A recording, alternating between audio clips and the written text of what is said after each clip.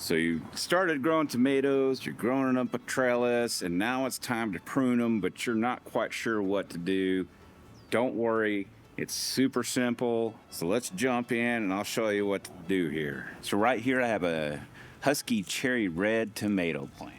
And as you can see, it's starting to kind of grow up. I do have a little latching here, kind of keeping it up against the trellis. So what I want to do right now is a little bit of pruning. So let's take a look at what I'm going to be doing. All right, so as you can see, the bottom of my trellis is right here. So the first thing I'm going to do is prune all of the stems, leaves, and suckers below this point.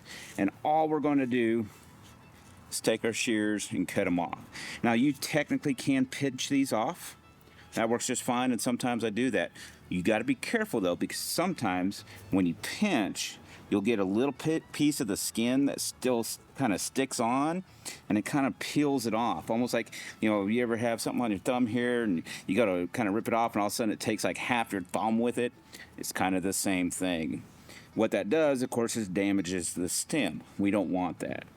So my recommendation is to get you some garden shears and just prune it that way. So let's get to it real quick.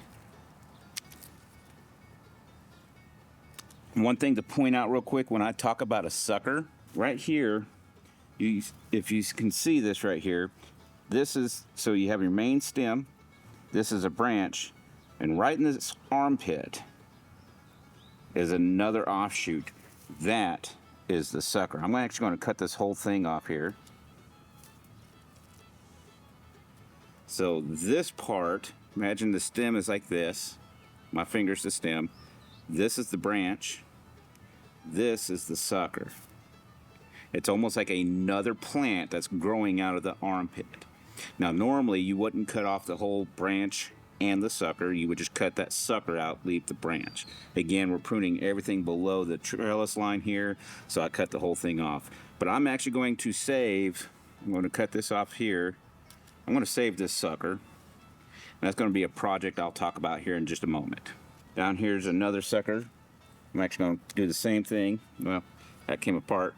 But again, you have the main branch, and see, the branch looks just like a branch, whereas this looks like a little miniature tomato plant. That's the sucker. So now I've got everything pruned beneath the trellis. So it's just this one main stem that's going up to here.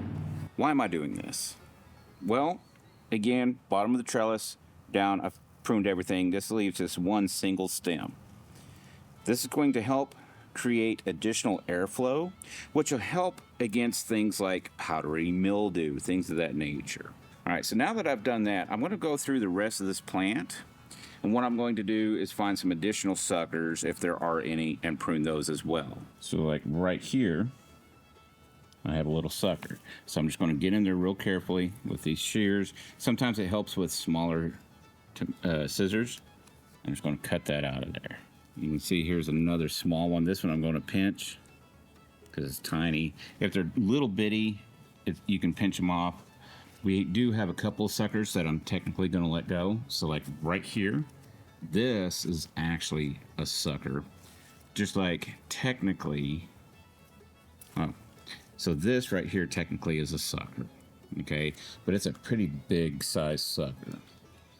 So I'm actually going to go ahead and let that be, along with like this over here. So that'll branch off and bush out as it continues to grow up. Now this is something you got to really pay attention to when it comes to determinate versus indeterminate. Determinate, all that means is the plant will have a predetermined set amount of fruit, whereas an indeterminate will continue producing fruit for as long as the environment and conditions are suitable. That being said, as you can see, I'm starting to get a lot of flowers developing on this tomato plant here, which I will be pruning up here shortly and getting some additional suckers off of. I'm not ready for this to set fruit yet.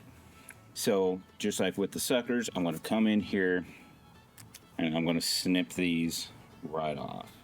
And what this will do is can put more energy into growing the plant up before it starts setting fruit. This is actually that same plant, and as you can see here, we actually do have a small tomato here. That's fine. I'm still going to prune that off because I want the energy going into growing the plant. Now let's take a look at this volunteer cherry tomato plant I've got. This is actually one that came off of the plants that I had growing last year. It's the only reason I know exactly what it is. And this one, we decided to just let it go. So this is kind of how a tomato grows. As you can see, it is all over the place. It's just a chaotic mess, but it is absolutely loaded with tomatoes right now. So technically, yes, you can let a tomato plant just grow crazy like this, and it will most likely produce fruit. This is how they naturally grow. However, going up a trellis leaves a smaller footprint in your garden space, so you can utilize space better, and it has been known to produce larger fruit as well. So it's just a more efficient way to utilize the space you have available. And that's all there is to it. That's pruning a tomato plant. So be sure to hit that subscribe button and hit that notification bell. That way you're going to be notified when our next video comes out, where I take these tomato suckers and we're going to make more tomato plants with those. So stick around for that. Otherwise, thank you for hanging out with us today. We'll see you on the next one.